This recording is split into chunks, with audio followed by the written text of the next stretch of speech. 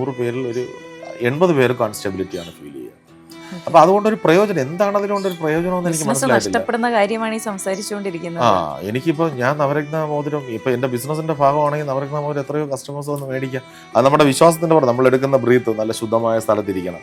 അതേ സമയത്ത് നമ്മൾ അശുദ്ധമായ സ്ഥലത്തിരുന്നിട്ട് ബ്രീത്ത് എടുത്തു കഴിഞ്ഞാൽ വേറെ രോഗം ഉണ്ടാവും. അപ്പൊ ശനി മോശാവസ്ഥയിൽ നിൽക്കുന്ന സമയത്ത് അതിനെ ബലപ്പെടുത്താൻ വേണ്ടിയിട്ട് യെല്ലോ സഫയർ, ഇന്ദ്രനീലം നമ്മൾ ചെയ്യും. ഓരോ കണ്ടശനിയുള്ള ഒരാൾക്ക് ശനി ഭഗവാന്റെ അനുഗ്രഹം കൂടാൻ വേണ്ടിയിട്ട് അതിന്റെ സഞ്ചാരത്തിനൊപ്പം നമ്മൾ സഞ്ചരിക്കുക. ഇപ്പൊ നമ്മുടെ സഞ്ചാരത്തിനൊപ്പം അത് വരണമെന്ന് ആവശ്യപ്പെട്ട് കഴിഞ്ഞാൽ നടക്കത്തില്ല. ഇപ്പൊ ജെം സ്റ്റോൺസിനെക്കാളും കൂടുതൽ എനിക്ക് തോന്നുന്നു എല്ലാവരും ഉപയോഗിക്കുന്നത് ഡയമണ്ട് ആണ്. അപ്പോൾ അവിടെ കാണാൻ വേണ്ടിയിട്ട് 65 കോടി രൂപയുടെ നെക്ലേസ് ആണ്. കാശ്മീരി ബ്ലൂ സഫയറിലുള്ള ഒരു നെക്ലേസ് ധരിക്കാം. അതിനെന്താ പ്രശ്നം? VVS on colour grade D വരുന്ന 102 ക്യാരറ്റ് ഉള്ള ഡയമണ്ട്സ് ഉണ്ട്. ആ ഡയമണ്ട്സിന് ഇന്നത്തെ മാർക്കറ്റ് റേറ്റ് 200 crores ആണ് വരുന്നത്. അതാണ് ഞാൻ ഏറ്റവും കൂടുതലായിട്ട് പ്രീഷ്യസ് ആയിട്ട് ഇന്നും ഞാൻ ചിന്തിക്കുന്നത്. ആ ഡയമണ്ട്സ് പർച്ചേസ് ചെയ്യണം അല്ലെങ്കിൽ അത് സെയിൽ ചെയ്യണം എന്നൊക്കെയാണ്. എനിക്ക് പോസിറ്റീവ് വശം ഞാൻ പറയുന്നില്ല. കാര്യം ആ നവരത്ന മോതിരം എന്ന് പറയുന്ന ഒരു വ്യക്തിക്ക് അനുയോജ്യമായിട്ട് ധരിക്കാൻ പറ്റുന്ന ഒന്നല്ല എന്ന് വിശ്വസിക്കുന്ന ഒരാളാണ് ഞാൻ. അപ്പം നവരത്ന മോതിരം ധരിക്കുന്നവരിൽ ഭൂരിഭാഗം പേർക്ക് ഉണ്ടാകുന്ന പ്രശ്നങ്ങൾ എന്താണെന്നുണ്ട്. ഒരു ചില ആൾക്കാർക്ക് അതൊരു സ്റ്റെബിലിറ്റി ഉണ്ടാവുമെങ്കിൽ അത് 100 പേരിൽ ഒരു 80 പേര് കോൺസ്റ്റബിലിറ്റിയാണ് ഫീൽ ചെയ്യുക. അപ്പൊ അതുകൊണ്ടൊരു പ്രയോജനം എന്താണ് അതിലുകൊണ്ടൊരു പ്രയോജനം എന്ന് എനിക്ക് മനസ്സിലായിട്ടില്ല. നഷ്ടപ്പെടുന്ന കാര്യമാണ് ഈ സംസാരിച്ചുകൊണ്ടിരിക്കുന്നത്. എനിക്കിപ്പോ ഞാൻ നവരത്ന മോതിരം ഇപ്പൊ എന്റെ ബിസിനസിന്റെ ഭാഗമാണെങ്കിൽ നവരത്ന മോതിരം എത്രയോ കസ്റ്റമേഴ്സ് വന്ന് മേടിക്കാം. പക്ഷെ ഞാനത് പറയാത്ത കാര്യം അതുകൊണ്ട് ധരിച്ചത് കൊണ്ട് ഒരു 9 കല്ല് ഒരുമിച്ചിട്ടത് കൊണ്ട് ഒരു ഗുണം ഈ കല്ലുകളിൽ ഇപ്പം നമുക്ക് ഒരുപാട് റെമഡീസ് ഉണ്ട്. ഇപ്പം ഞാൻ നേരത്തെ പറയുമ്പോൾ യോഗ നമ്മൾ അഭ്യസിക്കുന്നത് എന്തിനാ? നമ്മൾ ബ്രീത്ത് എടുക്കുന്നു, നമ്മൾ വേറൊരു സ്റ്റേജിലേക്ക് ഇരിക്കുന്നു. അതൊരു റെമഡീസാണ്. നമുക്ക് ബ്ലഡ് പ്രഷർ, ഇനിയിപ്പോൾ കൊളസ്ട്രോള്, ഇങ്ങനെയുള്ള കാര്യങ്ങളൊക്കെ കുറയും. നല്ല യോഗ ചെയ്ത് കഴിഞ്ഞാൽ ആ യോഗ എങ്ങനെയാണ്? നമ്മൾ ബ്രീത്ത് എടുത്ത് നമ്മൾ വേറൊരു സ്റ്റേജിലേക്ക് പോകുന്നതാണ്. അത് നമ്മുടെ വിശ്വാസത്തിൻ്റെ പുറത്ത് നമ്മൾ എടുക്കുന്ന ബ്രീത്ത് നല്ല ശുദ്ധമായ സ്ഥലത്തിരിക്കണം. അതേ സമയത്ത് നമ്മൾ അശുദ്ധമായ സ്ഥലത്തിരുന്നിട്ട് ബ്രീത്ത് എടുത്തു കഴിഞ്ഞാൽ വേറെ രോഗം ഉണ്ടാവത്തില്ല. തീർച്ചയായിട്ടും ഉണ്ടാവുമല്ലോ. അപ്പോൾ അതുകൊണ്ട് ഈ നവരത്ന മോതിരം എന്ന് പറയുന്നത് നിശ്ചിതമായിട്ടുള്ള ഒരു അളവിൽ നമുക്ക് യൂസ് ചെയ്യാൻ പറ്റുന്ന ഒന്നാണെന്ന് ചോദിച്ചാൽ അങ്ങനെയല്ല. ഒരു കല്ലാണ് ഒരാൾക്ക് ഒരു സമയത്ത് ധരിക്കാൻ പറ്റുക. ഇനിയിപ്പോൾ ഒന്നിൽ കൂടുതൽ കല്ലുകളൊക്കെ വാരി ധരിക്കുക എന്നൊക്കെ പറഞ്ഞു കഴിഞ്ഞാൽ ധരിക്കുന്നവർക്ക് ഗുണം ഉണ്ടാവട്ടെ.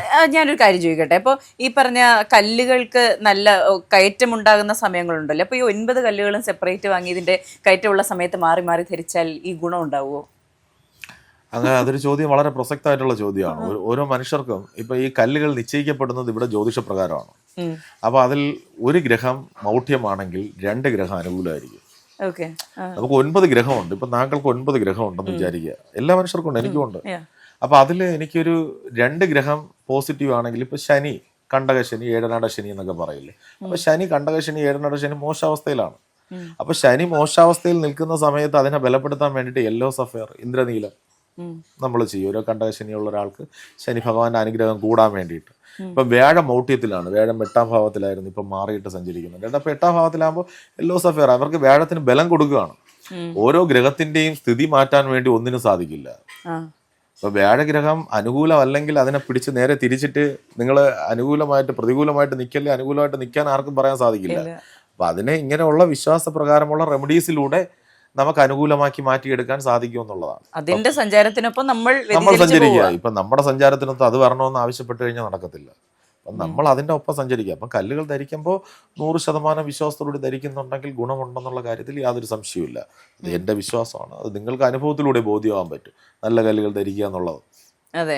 ഇപ്പോൾ ജെം സ്റ്റോൺസിനെക്കാളും കൂടുതൽ എനിക്ക് തോന്നുന്നു എല്ലാവരും ഉപയോഗിക്കുന്നത് ഡയമണ്ട് ആണ്. ഡയമണ്ട് ഉപയോഗിക്കുന്നതുകൊണ്ട് എന്തെങ്കിലും? ഡയമണ്ട് അങ്ങനെ എല്ലാ പേരും ഉപയോഗിക്കുന്നു. ഡയമണ്ട്സ് നമ്മളിപ്പം ഈ റിംഗ് സ്റ്റോൺസ് റിംഗ് ആയിട്ട് ധരിക്കണമെന്നുണ്ടെങ്കിൽ ഇപ്പം പൊതുവിൽ നമുക്ക് എല്ലാ പേരും യൂസ് ചെയ്യുന്നതെന്ന് പറയാൻ പറ്റില്ല. ഇപ്പം ജ്യോതിഷപ്രകാരം നിങ്ങൾക്ക് ഡയമണ്ട് ധരിക്കണമെങ്കിൽ ശുക്രൻ ഡയമണ്ട് ഇറ്റ്സ് വെരി ബ്യൂട്ടിഫുൾ. അപ്പോൾ അത് നമുക്ക് ധരിക്കുക എന്നുള്ള ചിലർക്ക് മാത്രമേ സാധിക്കുകയുള്ളൂ. എപ്പോഴും എല്ലാവർക്കും ധരിക്കാൻ സാധിക്കില്ല. അപ്പോൾ എൻ്റെ അടുത്ത് തിരിച്ചൊരു ചോദ്യം ചോദിക്കുക, ഈ ഓർണമെന്റ്സ് ഒക്കെ എല്ലാവരും ധരിക്കുന്നുണ്ടല്ലോ, അപ്പോൾ ഡയമണ്ട്സിന്റെ പ്രശ്നമുണ്ടോ? അപ്പോൾ അത് എപ്പോഴും പറഞ്ഞുതരും. ഈ ഓർണമെന്റ്സ് എന്ന് നെക്ലേസ് എന്നൊക്കെ ഡയമണ്ട് നെക്ലേസ് എന്നൊക്കെ പറഞ്ഞ് എപ്പോഴും അടിസൈഡ് മൂടിയിട്ടായിരിക്കും.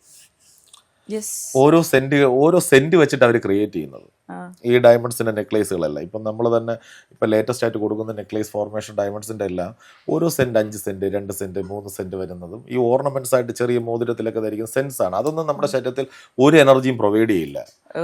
ഒരാള് ഡയമണ്ട് ധരിക്കണമെന്നുണ്ടെങ്കിൽ അയാൾ 50 kg മിനിമം ബേസ് 50 kg ആണെങ്കിൽ 1/2 ക്യാരറ്റിന് മുകളിലുള്ള ഡയമണ്ട് ധരിച്ചാൽ മാത്രമേ അതിന്റെ ഗുണം കിട്ടത്തുള്ളൂ.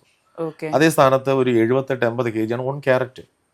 അപ്പോൾ അല്ലാതെ ചുമ്മാ വാരി ഡയമണ്ട് ഇട്ടിട്ടെന്ന് പറഞ്ഞിട്ടുള്ള ഇതൊന്നുമില്ല. അപ്പോൾ അങ്ങനെ നമ്മൾ ഡയമണ്ട് ഇടുമ്പോൾ എപ്പോഴും അടിസൈഡ് തുറന്നിരിക്കും. ആ തുറക്കുമ്പം ഈ പോർഷൻ ഇതുമായിട്ട് നമ്മുടെ കൈയുമായിട്ട് ബന്ധിക്കുമ്പോൾ ഏറ്റവും കൂടുതൽ എനർജി പാസ് ചെയ്യാൻ പറ്റുന്ന സ്ഥലമാണ് കൈ. ചില ആൾക്കാർ പെൻഡൻ്റ് ആയിട്ട് ലോക്കറ്റായിട്ട് ഈ ഷർട്ടൊക്കെ ഇട്ടിട്ട് സൂര്യപ്രകാശം അടിക്കാതെ കല്ലിട്ടിട്ട് കാര്യം എന്താ? കുറേ പേര് പെൻഡൻ്റ് ആയിട്ട് വാരിയിടും, കുറേ പേര് കയ്യിൽ കെട്ടിയിരിക്കും. അപ്പോൾ ഇതൊക്കെ ഞാൻ പറഞ്ഞില്ലേ, നമ്മളെപ്പോഴും വിശ്വാസത്തിൽ ഊന്നി ജീവിക്കുമ്പോൾ 20% സത്യവും 80% മിഥ്യയുമാണ്. അപ്പോൾ സത്യത്തെ തേടിയുള്ള യാത്രയിൽ കൂടുതലും മിഥ്യകളിലേക്കായിരിക്കും എത്തിച്ചേരുക. പക്ഷെ ആ 20% സത്യത്തിലേക്ക് എത്തണമെന്നുണ്ടെങ്കിൽ കൃത്യമായിട്ടുള്ള ദൈവീകമായ അനുഗ്രഹം വേണം. ആ 20% സത്യത്തിൽ ഊന്നിയിട്ടാണ് ഓരോന്ന്. അപ്പോൾ ഈ കല്ലുകളിലും ഒരു സത്യമുണ്ട്. ഇപ്പം കല്ലുകൾ ഞാൻ ഇവിടെ ഇരുന്നിട്ട് ഞാൻ പ്രഡിക്റ്റ് ചെയ്ത് ഉണ്ടാക്കുന്നതല്ലല്ലോ. അപ്പം നിങ്ങൾ അങ്ങനെയാണെങ്കിൽ ഒരു യെല്ലോ സഫയർ എടുത്തുകൊണ്ട് വാന്ന് പറഞ്ഞിട്ട് കല്ലെടുത്ത് നമുക്ക് പ്രൊവൈഡ് ചെയ്യാം. അപ്പം നമുക്കൊരു കല്ല് കാണുമ്പോൾ ആ കല്ലിൻ്റെ ക്വാളിറ്റി എന്താണ്, അതിൻ്റെ ഏത് ബേസാണ്, അതിൻ്റെ സ്ട്രക്ചർ എന്താണ്, അതിന് ഏതൊക്കെ തരത്തിലാണ് ആ കല്ല് നമുക്ക് ഗുണപ്രദമാവുന്നത്. നമ്മുടെ ജ്യോതിഷപ്രകാരം ഇപ്പം 100 രൂപ കൊടുത്താൽ ഒരു ജ്യോതിഷം പറയും നിങ്ങൾ നാളെ പോയിട്ട് യെല്ലോ സഫയർ ഇടുമെന്ന് പറഞ്ഞു കഴിഞ്ഞാൽ അവൻ യെല്ലോ സഫയർ ഇട്ടില്ലെങ്കിൽ അവനൊരു ദോഷം സംഭവിക്കും. ബ്ലൂ സഫയർ ഇടേണ്ട ഒരാൾ ഇപ്പോൾ ക്യാറ്റ്സൈ വാങ്ങിച്ചിട്ട് കഴിഞ്ഞാൽ ദോഷം. അപ്പോൾ കല്ലുകൾ സത്യം കൃത്യമായിട്ടുണ്ടാവണം, അല്ലെങ്കിൽ കൊടുക്കാതിരിക്കുക. നമ്മുടെ ബിസിനസ്സിന് വേണ്ടിയിട്ട് മിക്കപ്പോഴും ആൾക്കാർ കാണുന്നതാണ് കല്ലുകൾ ബിസിനസ്സിന് വേണ്ടി സിന്തറ്റിക്കിനെ എടുത്തിട്ട് നാച്ചുറൽ എന്ന് പറഞ്ഞു കൊടുക്കും. സിന്തറ്റിക് എന്ന് പറയുന്നത് സിന്തറ്റിക്കാണ്, അതൊരു മനുഷ്യൻ ക്രിയേറ്റ് ചെയ്യുന്നതാണ് സിന്തറ്റിക്. അപ്പോൾ അത് നമുക്കിപ്പോൾ അമേരിക്കൻ ഡയമണ്ട് പോലെയോ അല്ലെങ്കിൽ ഫാൻസി സ്റ്റോണുകളൊക്കെ പോലെയാണ് സിന്തറ്റിക്. അപ്പോൾ ഈ പറഞ്ഞ സിന്തറ്റിക്, നാച്ചുറൽ അല്ലെങ്കിൽ ലാബ് മെയ്ഡ് ഇതെല്ലാം തമ്മിൽ ഈ പറഞ്ഞ ക്വാളിറ്റിയുടെ വ്യത്യാസമുണ്ട്. അല്ല, ഇതിൽ നമുക്ക് കല്ലുകളെ 3 തരത്തിൽ തിരിക്കാം. സിന്തറ്റിക് എന്ന് പറയുന്നത് മനോഹാരിതയ്ക്ക് വേണ്ടിയിട്ട് ആൾക്കാർ ഇറക്കുന്ന കല്ലുകളാണ്. ഗ്ലാസ് സ്റ്റോൺസ് ഒക്കെയാണ്. അപ്പം അത് നാച്ചുറലായിട്ട് ഒരു ബന്ധവുമില്ല. അതേ സമയത്ത് ലാബ് ഗ്രോൺ എന്ന് പറയുന്നത് ഇപ്പം ഡയമണ്ട്സിൽ തന്നെ മിക്ക ജുവല്ലേഴ്സും സെയിൽ ചെയ്യുന്നത് ലാബ് ഗ്രോൺ ഡയമണ്ട്സ് ആണ്. ലാബ് ഗ്രോൺ ഡയമണ്ട്സ് എന്ന് പറയുമ്പോൾ ഈ ഡയമണ്ട്സിൽ കാർബൺ കണ്ടന്റ് അടങ്ങിയിട്ടുള്ളതിനെയാണ് ഡയമണ്ട്സ് എന്ന് പറയുന്നത്. ഈ ലാബ് ഗ്രോൺ എന്ന് പറയുന്നത് ലാബിൽ കാർബൺ ഇൻബിൽറ്റ് ചെയ്ത് ഉണ്ടാക്കുന്നതാണ്. അതായത് ഡയമണ്ട്സിന്റെ എല്ലാ ഗുണങ്ങളും അതിലുണ്ടാവും ലാബ് ഗ്രോൺ. അപ്പോൾ അതാണ് ലാബ് ഗ്രോൺ ഡയമണ്ട്സ് എന്ന് പറയുന്നത്. അപ്പോൾ അത് അതേ തിളക്കം ഉണ്ടാവും, കാര്യങ്ങളുണ്ടാവും. നാച്ചുറൽ ഡയമണ്ട്സിന് 1 lakh ആണ് ഒരു പ്രൈസ് വരുന്നുണ്ടെങ്കിൽ ലാബ് ഗ്രൗണ്ടിന് ഒരു 55 തൊട്ട് അങ്ങോട്ട് സ്റ്റാർട്ട് ചെയ്യും. ലാബ് ഗ്രൗണ്ട് മനുഷ്യനിർമ്മിതമാണ്, നാച്ചുറൽ പ്രകൃതി നിർമ്മിതമാണ്. അപ്പം പ്രകൃതിയിൽ നിന്ന് ലഭിക്കുന്നതിനും മനുഷ്യനിർമ്മിതമായിട്ടുള്ളതിനും എനർജി ഉണ്ടോ എന്ന് ചോദിച്ചു കഴിഞ്ഞാൽ ഐ ഡോണ്ട് നോ, എനർജി ഇല്ല എന്ന് ഞാൻ പറയും. എനർജി ഇല്ല തന്നെയാണ്. അത് അതിനൊരു എക്സാമ്പിൾ നമുക്കുണ്ടല്ലോ, നമ്മുടെ മുമ്പിൽ തന്നെ ഉണ്ടാവുമല്ലോ. നമ്മുടെ ഫ്രണ്ടിൽ നിൽക്കുന്ന ഒരു മരം, അല്ലെങ്കിൽ വീട്ടിന്റെ ഫ്രണ്ടിൽ നിൽക്കുന്ന മരം ഒരു തേക്കാണ്. ആ തേക്കിന് 50 വർഷത്തെ കാതലുണ്ട്. അപ്പോൾ അതിനുണ്ടാവുന്ന റേറ്റ്, അതിന്റെ ഗുണം എന്തൊക്കെയാണ്? ദൃഢമായിരിക്കും. അതെ, റേറ്റ്. അതേ സ്ഥാനത്ത് ആ 50 വർഷം കാതലുള്ള തേക്ക് ഒരു ദിവസം കൊണ്ട് ഒരാൾക്ക് ഉണ്ടാക്കിയെടുക്കാൻ പറ്റുമ്പോൾ അതിന്റെ ദൃഢത ഉണ്ടതായിരിക്കും. രണ്ടും തേക്കായിരിക്കും, രണ്ടിലും കാർബൺ ഉണ്ടാവും. പക്ഷെ പ്രകൃതിയിൽ നിന്നുള്ളൊരു പ്രഷർ ഫോർമേഷൻ ഉണ്ട്, അതാണ് ഇതിന്റെ മിനറൽസ്. ആ പ്രഷർ ഫോർമേഷൻ ഒരു ഡയമണ്ട് രൂപാന്തരപ്പെടാൻ മിനിമം 100 മുതൽ 150 വർഷം വരെ ഭൂമിക്കടിയിൽ ഫോസിലുകളിലൂടെ ഘട്ടങ്ങളായി തീർന്ന് ഏറ്റവും അടിത്തട്ട ലെയറിൽ നിന്ന് ഖനനം നടത്തി ഡയമണ്ട്സ് ഖനനം ചെയ്യാനാണ് ഏറ്റവും കൂടുതൽ പ്രയാസം. ബാക്കി സ്റ്റോൺസുള്ള അപ്പം നമ്മുടെ ഭൂമിക്കടിയിൽ 5ാമത്തെ ലെയറിൽ നിന്ന് കിട്ടുന്നതാണ് ഡയമണ്ട്. അപ്പം അതിലേക്ക് വരിക എന്ന് പറയുന്ന ഒരു നീണ്ട പ്രോസസ്സിംഗ് ആണല്ലോ. അപ്പം അതൊരു നാച്ചുറാലിറ്റിയാണ്. ലാബ് ഗ്രോൺ പക്ഷെ ലാബ് ഗ്രോൺ മനുഷ്യ നിർമ്മിതമായിട്ട് സയന്റിഫിക് ആയിട്ട് ലാബുകളിൽ ഉണ്ടാക്കുന്നതിനാണ് ലാബ് ഗ്രോൺ എന്ന് പറയുന്നത്. ഡയമണ്ട്സ് എന്ന് പറഞ്ഞാൽ നാച്ചുറൽ ഡയമണ്ട്സ് എന്ന് പറഞ്ഞാൽ പ്രകൃതിയിൽ നിന്ന് കിട്ടുന്നത്. അതെ. അപ്പോൾ നേരത്തെ പറഞ്ഞല്ലോ കയ്യിലിടുന്നതാണ് നല്ലതെന്ന്. ഇപ്പോൾ ജെം സ്റ്റോൺസ് ആണെങ്കിലും ഡയമണ്ട്സ് ആണെങ്കിലും ഇപ്പോൾ കാതിലിടാറുണ്ട്, മൂക്കിലിടാറുണ്ട്, മാലയായി ഇടാറുണ്ട്, കയ്യിലിടാറുണ്ട്. ഇതിൽ ഉത്തമം കയ്യിലിടുന്നത് തന്നെയാണോ? അതാണ് ഞാൻ പറഞ്ഞത്, ഓരോരുത്തർക്കും ഓരോരോ വിശ്വാസങ്ങളുണ്ട്. അപ്പം നമ്മളിന്ന് പറയുന്ന കാര്യങ്ങൾ കൃത്യമായിട്ട്, ഇപ്പം ഞാനൊരു മാധ്യമത്തിൻ്റെ മുമ്പിലിരുന്നിട്ട് ഈ കല്ലുകളെ കുറിച്ച് സംസാരിക്കുമ്പോൾ എനിക്കറിയാവുന്ന കാര്യങ്ങളും ഞാൻ ശേഖരിച്ച കാര്യങ്ങളും ഞാൻ വിവിധ ഘട്ടങ്ങളിലൂടെ എനിക്ക് ലൈവായിട്ട് കിട്ടിയ അറിവുകളിലൂടെയും ഞാൻ മനസ്സിലാക്കിയത് വെച്ചിട്ട് പറയുമ്പോൾ കയ്യിൽ ധരിക്കുന്നതാണ് ഉത്തമം. പിന്നെ ഇതിനപ്പുറം മറികടന്നിട്ട് ഒരാൾക്ക് ചെയ്യുന്നുണ്ടെങ്കിൽ അവരെ സ്വാതന്ത്ര്യമാണ്. അവർക്ക് കയ്യിൽ വേണമെങ്കിൽ കൈ ധരിക്കാം, മൂക്കിൽ വേണമെങ്കിൽ മൂക്കിൽ ധരിക്കാം, അതെന്ത് വേണോ ചെയ്യാം. അത് നമുക്ക് ആർക്കും കുറ്റപ്പെടുത്താൻ പറ്റത്തില്ല. പക്ഷെ കയ്യിൽ ധരിക്കുമ്പം കിട്ടുന്ന എനർജിയാണ്. നമ്മളൊരു ലോക്കറ്റായിട്ടൊന്നും സ്റ്റോൺസുകൾ ഇട്ടിട്ട് യാതൊരു ഗുണവുമില്ല എന്നുള്ള യാഥാർത്ഥ്യ ബോധ്യം എല്ലാവരും മനസ്സിലാക്കണം. നമുക്ക് ഇതൊരു ബിസിനസ്സായിട്ട് കണ്ടുകൊണ്ട് ഞാൻ ഈ ഇന്റർവ്യൂവിൽ ഇരുന്ന് പറയുന്നതല്ല, റിയാലിറ്റിയിൽ പറയുന്നതാണ്. അപ്പം നമ്മൾ എപ്പോഴും നമ്മൾ ധരിക്കുന്ന ഒരു കാര്യം, ഇപ്പം ഞാൻ കല്ലുകൾ ബിസിനസ് ചെയ്യുന്ന ഒരാളായതുകൊണ്ട് എനിക്ക് കല്ലുകളെക്കുറിച്ച് കൂടുതലായിട്ട് സംസാരിക്കാൻ സാധിക്കും. മറ്റൊരു വിഷയത്തെക്കുറിച്ചാണെങ്കിൽ എനിക്കൊരു ഗ്രാഹ്യം ഉണ്ടാവില്ല. അപ്പം അത് എങ്ങനെ ധരിക്കണം, ഏത് തരത്തിൽ ധരിക്കണം, അത് ഇപ്പം നമ്മളെ വിളിച്ച് ചോദിക്കുന്നവർക്കൊക്കെ നമ്മളെപ്പോഴും നമ്മുടെ കയ്യിൽ നിന്നാണ് കല്ല് പർച്ചേസ് ചെയ്യുന്നത്, നമ്മൾ അതിൻ്റെ സർട്ടിഫിക്കറ്റും കാര്യങ്ങളും എല്ലാം കൃത്യമായിട്ട് ധരിക്കാൻ ടൈമും പ്രൊവൈഡ് ചെയ്ത് വിടും. ഓ അപ്പോൾ ആ കല്ലിൻ്റെ വിവിധ ഏത് കാറ്റഗറീസ് വേണം, ഇപ്പോൾ AAA+ വേണോ എന്നുള്ള ഒരാൾ ആവശ്യപ്പെട്ട് കഴിഞ്ഞാൽ അയാൾക്ക് AAA+ ക്വാളിറ്റി കൊടുക്കും. ഉം. മീഡിയം ക്വാളിറ്റി ആണെങ്കിൽ മീഡിയം ക്വാളിറ്റി, ബേസ് ക്വാളിറ്റി ആണെങ്കിൽ ബേസ് ക്വാളിറ്റി. അപ്പം അതനുസരിച്ച് റേറ്റുകൾ മാറും. ഓക്കെ, വരുന്ന കസ്റ്റമേഴ്സിനോട് ഇതെല്ലാം വിശദീകരിക്കാറുണ്ടോ? എല്ലാം എന്നെ ഒരുപാട് പേര് വിളിച്ചിട്ട് എൻ്റെ അടുത്ത് ചോദിക്കാറുണ്ട്. ഞാൻ എന്നെ കൊണ്ടാവുന്ന തരത്തിൽ അഭിപ്രായങ്ങൾ പറഞ്ഞു കൊടുക്കാറുണ്ട്. ധരിക്കുന്നവർക്ക് ധരിക്കാം, ധരിക്കാത്തവർക്ക് ധരിക്കാതിരിക്കാം. അതെ, ഇപ്പൊ കയ്യിലിടുന്നതാണ് ഉത്തമം എന്ന് പറഞ്ഞല്ലോ. ഏതെങ്കിലും ആഭരണമായി ധരിക്കാൻ പാടില്ല എന്ന അഭിപ്രായമുണ്ടോ? അല്ല, എല്ലാ ആഭരണമായിട്ട് ധരിക്കാം. ഇപ്പൊ സ്റ്റോൺസുകളിൽ ഏറ്റവും മനോഹരമായിട്ടുള്ളത് തന്നെ ഇപ്പം ബ്ലൂ സഫയറിൻ്റെ ഒരു നെക്ലേസ് ഉണ്ട്. 65 കോടി രൂപയാണ്. ഞങ്ങൾ ശാന്ത റോയൽസിൻ്റെ ഇനാഗുറേഷനുമായിട്ട് ബന്ധപ്പെട്ട് 15 ദിവസത്തേക്ക് ഞങ്ങൾ ആൾക്കാർക്ക് കാണാൻ വേണ്ടിയിട്ട് ഒരു ഇത് വയ്ക്കുന്നുണ്ട്. ഞങ്ങൾ ആര്യശാലയിൽ ഞങ്ങളുടെ പുതിയ ഷോറൂംസ് ഇനാഗുറേഷൻ വരികയാണ് ഈ ചിങ്ങത്തിൽ. അപ്പോൾ അവിടെ കാണാൻ വേണ്ടിയിട്ട് 65 കോടി രൂപയുടെ നെക്ലേസ് ആണ്. കാശ്മീരി ബ്ലൂ സഫയറിലുള്ള ഒരു നെക്ലേസ് ധരിക്കാം. അതിനെന്താ പ്രശ്നം? നെക്ലേസ് ധരിക്കുന്നതിലൊന്നും പ്രശ്നമില്ല. എപ്പോഴും അടിസൈഡ് മൂടിയിട്ടല്ലേ ഇരിക്കുക. അത് നമ്മുടെ ശരീരത്തിലേക്ക് ഒരു ഓർണമെന്റ്സ് എന്ത് വേണോ നമുക്ക് ധരിക്കാം. അത് ഏത് കളറിലോ ഏത് ഇതിലോ ധരിക്കാം. പക്ഷേ നമ്മൾ റൂബി, എമറോൾഡ് ഒക്കെ നമ്മുടെ ജെം സ്റ്റോൺസ് നമ്മൾ ആവശ്യത്തിന് വേണ്ടി, നമുക്കൊരു ഉപയോഗത്തിന് വേണ്ടിയിട്ട്, ഗുണത്തിന് വേണ്ടിയിട്ട് ധരിക്കുമ്പോൾ ഇങ്ങനെയുള്ള വിവിധ ഘട്ടങ്ങൾ നമ്മൾ മനസ്സിലാക്കി ധരിക്കുക എന്നുള്ളതാണ്. അതെ, പല വിലയിലുള്ള ഭയങ്കര വില കൂടിയ കല്ലുകൾ കണ്ടിട്ടുണ്ട് എന്നറിയാം. എന്നാലും ചോദിക്കുകയാണ്, കണ്ടിട്ടുള്ളതിൽ ഏറ്റവും പ്രഷ്യസ് ആയി തോന്നിയ ഏറ്റവും വില കൂടിയ കല്ല് ഏതായിരുന്നു?